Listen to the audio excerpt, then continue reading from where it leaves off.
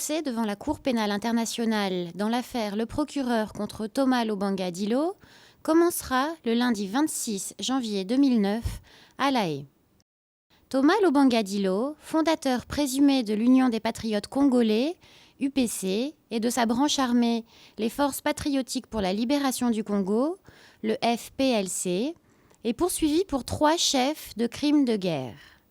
Enrôlement et conscription d'enfants de moins de 15 ans et le fait de les faire participer activement aux hostilités. Il a été arrêté le 17 mars 2006 à Kinshasa et a été transféré le même jour au quartier pénitentiaire de la Cour à La Haye. Il est actuellement détenu au quartier pénitentiaire de la CPI à La Haye avec 3 autres personnes détenues par la Cour, Jean-Pierre Bemba, Germain Katanga et Mathieu Ngudjolo Tchoui. Nous avons parlé avec le président de la Cour, le juge Philippe Kirsch, au sujet de la lenteur et des détails de la procédure dans l'affaire concernant Thomas Lobanga Dilo. Le temps que prennent les procédures de la Cour dépasse aussi le cas de M. Lobanga en tant que tel.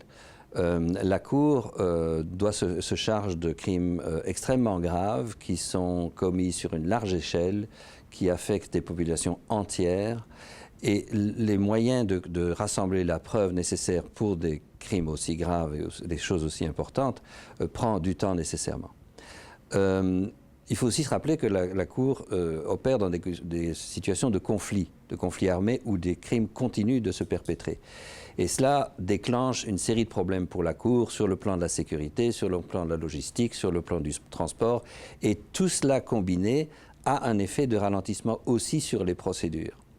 Donc il y a des éléments généraux qui affectent la Cour dans son ensemble, y compris finalement la nécessité de respecter les droits de toutes les parties, y compris le procureur, la défense et aussi les victimes. Dans le cas de M. Lobanga, 2 choses sont survenues qui ont compliqué son affaire davantage. La première, c'est que son avocat a dû démissionner en 2007 pour des raisons de santé et ça a coûté plusieurs mois pour le remplacer. Et la deuxième, c'est que la Chambre, plus tôt cette année, en est arrivée à la conclusion qu'elle ne pouvait pas tenir un procès équitable pour M. Lobanga parce que certains éléments de preuve à décharge qui devaient être devant la Chambre ne pouvaient pas lui être transmis à cause de limitations que ceux qui avaient fourni ces preuves avaient indiquées. Et donc ça aussi, ça a été une question extrêmement importante. Les procédures ont dû être suspendues. Maintenant, la question est réglée. Le procès va commencer, mais certainement ces 2 facteurs ont joué un rôle négatif dans l'efficacité des procédures de M. Lobanga, outre les facteurs plus généraux que j'ai mentionnés. La Chambre de première instance 1, composée des juges Adrian Fulford, juge président, Elisabeth Odio-Benito et René Blattmann, est responsable de la conduite d'une procédure équitable et diligente dans le plein respect des droits de l'accusé. L'accusé est présumé innocent jusqu'à ce que sa culpabilité soit établie au-delà de tout doute raisonnable. Il a le droit de se défendre lui-même ou de se faire assister par un conseil, c'est-à-dire un avocat de son choix. Les victimes peuvent également participer à la procédure directement ou par l'intermédiaire des représentants légaux. Madame Fatou Bensouda, procureur adjoint, est le chef de l'équipe de l'accusation. L'accusation a désormais pour rôle de prouver les charges devant la Chambre de première instance. Je vous rappelle que nous avons sollicité la délivrance du mandat d'arrêt sur la base des chefs d'accusation que nous avons soumis à la Cour. Le mandat a été délivré et les charges confirmées par la Chambre préliminaire. L'affaire a ainsi été renvoyée au procès devant la Chambre de première instance. C'est le stade auquel nous nous trouvons actuellement et il incombe au bureau du procureur de présenter tous les éléments de preuve que nous avons recueillis afin d'étayer les accusations qui pèsent contre Thomas Lobanga Dilo. Les chefs d'accusation retenus sont l'enrôlement, la conscription et l'utilisation d'enfants dans le cadre d'hostilités. Ce sont donc 3 chefs d'accusation. Conscripting and using children to participate actively in hostilities. It is 3 counts. Dès que l'accusation a présenté l'ensemble des moyens de preuve dont elle dispose, il revient à l'accusé, avec le concours de ses conseils, de présenter sa défense. Nous avons parlé avec maître Catherine Mabille, Conseil principal de M. Lubanga Dilo. Quel est véritablement le travail d'une équipe de défense ? L'équipe de défense, elle doit veiller fondamentalement au respect des droits fondamentaux de l'accusé. Cette notion, c'est une notion qui recouvre plusieurs aspects. Ces droits fondamentaux, c'est par exemple le droit au silence. L'accusé n'est pas obligé de parler. C'est aussi le droit à avoir une divulgation complète du dossier. C'est le droit de connaître l'intégralité des charges qui pèsent contre la personne. C'est ce respect des droits fondamentaux qui est une partie essentielle du travail de la défense.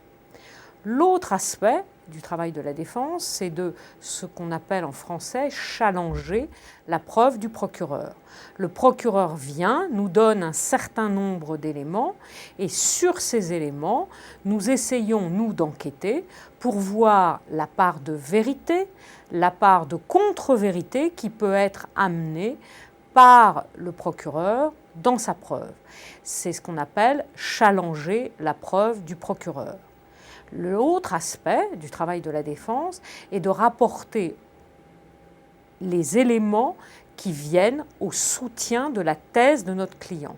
C'est ce qu'on appelle, et c'est la deuxième partie du procès, apporter des témoins qui viennent témoigner dans la part de vérité que le client lui-même, que l'accusé lui-même veut faire valoir devant les tribunaux. Voilà l'essentiel du travail de la défense. C'est un travail important. Dans le dossier de Thomas Lubanga, nous avons 30 000 pages qui nous ont été communiquées par le procureur. Et par ailleurs, il y a évidemment beaucoup de problèmes procéduraux puisque c'est le premier dossier devant la Cour pénale internationale. La CPI est la première cour dans l'histoire de la justice pénale internationale où les victimes ont le droit de participer aux procédures. Les victimes peuvent aussi prendre la parole par le biais de leurs représentants légaux. Maître Paolina Massida est le conseil principal du bureau du Conseil public pour les victimes.